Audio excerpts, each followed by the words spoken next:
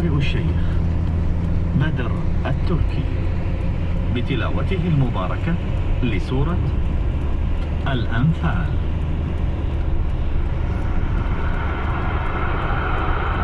مفردات القرآن. تنوعت معاني لفظ الآل في القرآن الكريم، فجاءت على 4 معان.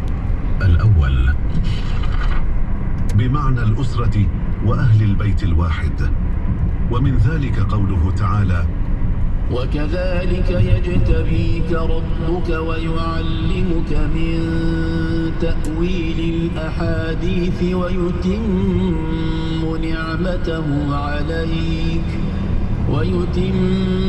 نعمته عليك وعلى آل يعقوب كما أتمها على أبويك من قبل إبراهيم وإسحاق.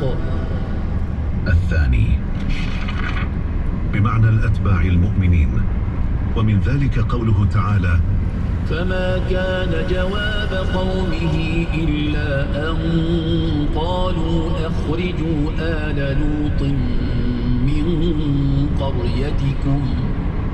الثالث بمعنى الجند والأعوان، ومن ذلك قوله تعالى: وإذ نجيناكم من آل فرعون يسومونكم سوء العذاب يذبحون أبناءكم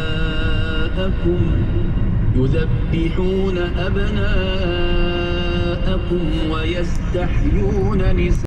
الذرية، ومن ذلك قوله تعالى: إن الله اصطفى آدم ونوحا وآل إبراهيم وآل عمران على العالمين سبيلهم إن الله غفور رحيم.